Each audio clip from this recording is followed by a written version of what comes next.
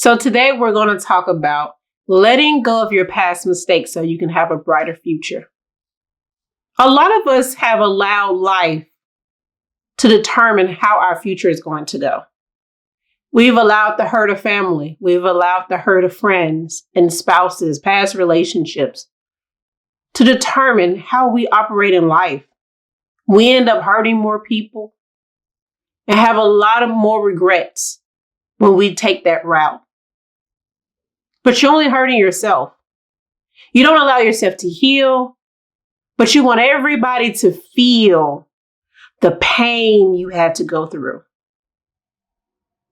Not knowing that if there is someone in your life that's trying to grow you, you miss out on the opportunity to grow because you're stuck in the past. We'd still be tied to situations that don't serve us any good. We don't want to allow certain people to go because if they leave, we feel like we have nothing left. The past can hold you hostage. You can't grow, you can't succeed, you can't open new doors because you're still trying to walk into the old ones.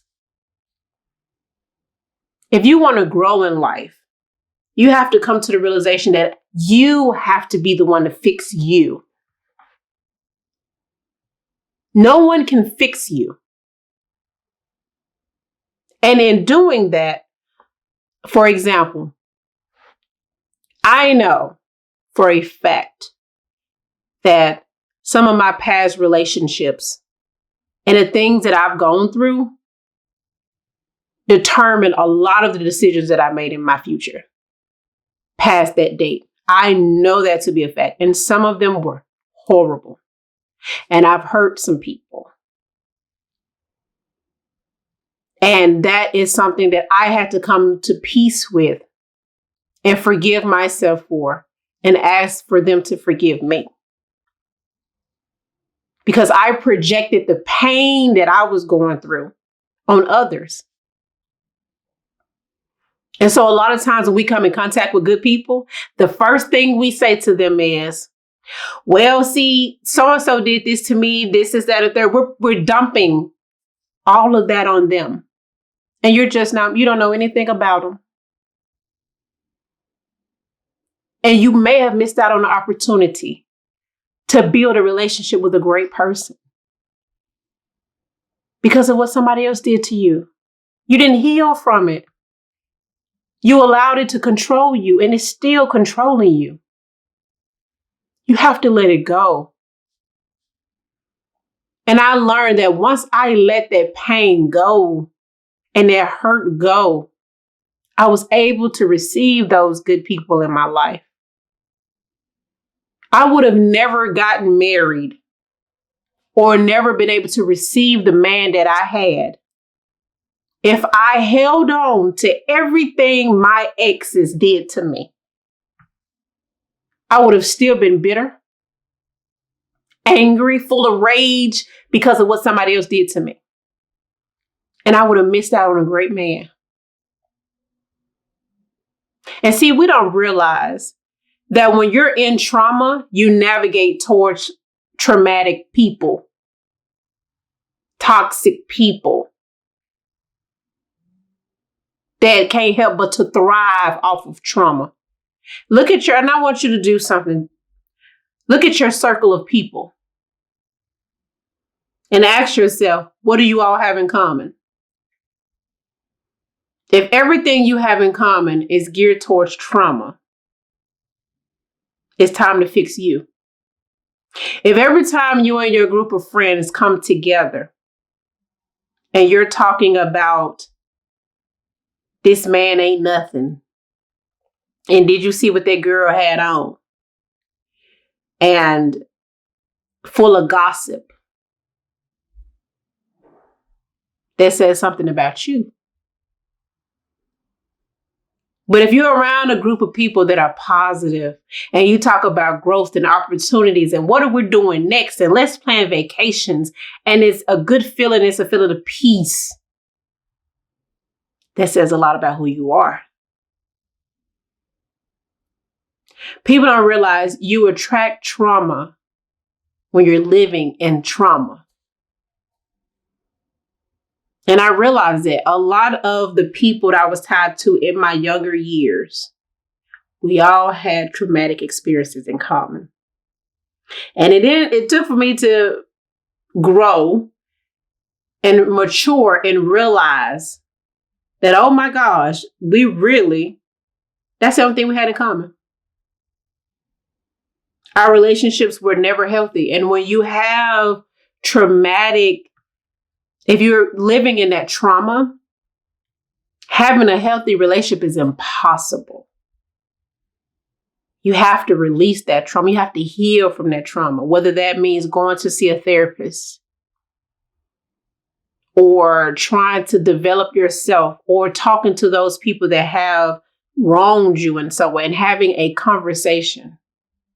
But you have to be sure that you're at a place to have that conversation, because a lot of times trauma has a way of bringing about anger. And when you're talking to a person and you're in that mode or you're having that trauma response tend to come up and you're just lashing out and you're projecting all of that on them. So you miss the opportunity of having a conversation. So that actually requires you to heal a little bit to be able to have that conversation with those people. But you have to start with yourself. And then on top of that, you relive that moment through everything you subject yourself to, whether it's music you listen to, TV shows that you're drawn towards. See, when you're in a healed state of mind and you're trying to thrive in life, you have another heightened sense of awareness. And you know that certain things you cannot give attention to. Like, I know I want to live a healthy life. So it's certain things on TV I just need to stay away from because they promote unhealthy lifestyles, unhealthy ways and habits. Okay, I can't listen to this particular type of music because I want a man. And I can't listen to music telling me a man ain't nothing. He ain't gonna never be nothing. And, oh, he broke my heart. And I'm reliving that moment over and over and over again. If I would have continued on that path, I would have never met my husband. We can't hold everybody else accountable without first checking ourselves. And to be able to do that, you have to realize that, yes, I may be the problem, but you're also the solution. You have the resources to change. Yes, that man hurt you. Yes, that woman hurt you. Yes, that job fired you, probably wrongfully, depending on the situation. Yes, I don't have these relationships with my family like I used to because of some of the hurt that was stemmed behind that. But it's your responsibility to fix you. The only thing that matters is what people are going to remember you by. What legacy are you going to leave? And it starts with you. You can go around and be bitter and angry and envious of people around you that have more than what you have. You can walk around and hate every man or woman that comes your way and be harsh and rude and disrespectful. But let me know where that's going to get you. Because I guarantee you're going to be still stuck in the same place with the same people doing the same thing for the rest of your life. People don't believe the saying, you are who you hang around, but you are. And I used to be one of those people that used to deny that saying, that statement. I'm like, please, I'm not this person. And I listen to it. I'm like, whatever. That's not me. I got my affairs together. I got this. I got that. Whole time I'm the problem. And I'm wondering why these men that don't care for me, don't nurture, don't provide, don't love, don't show kindness, that are not affectionate, all they're doing is responding off of who I am. Some of the things that's within me.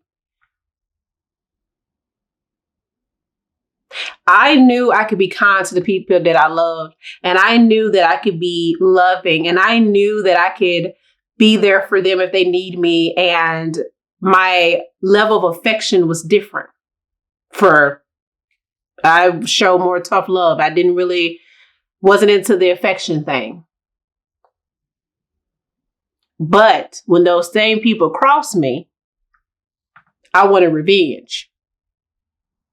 And all that did was spoke to who I really was. But guess what? I also hung around people that when people crossed them, they sought revenge also. So you are who you hang around. So I say that to say, sometimes, and even then when you grow and you move past a certain point in life, sometimes letting go of your past is letting go a lot of those people that are tied to that past. Now, you do have some people that are growing with you, like you're growing and they're on the path of growing, and those people tend to stay in your life. But those people that are comfortable with staying in their situations, in their trauma, and have no plans of getting out of that, that's part of the past that you have to let go. And it's difficult to let the past go because you realize a lot of those things that you developed has to go with it. And the thing about the past is once you let go of the past, you're stuck wondering who you really are because you're like, okay. And when you start learning healthy behaviors, things tend to change. You don't walk the way you used to. You don't talk the way you used to. You see life differently. You're literally having to learn yourself all over again. You're creating someone new you've never met before, but you know that this person is going to be better than that old person.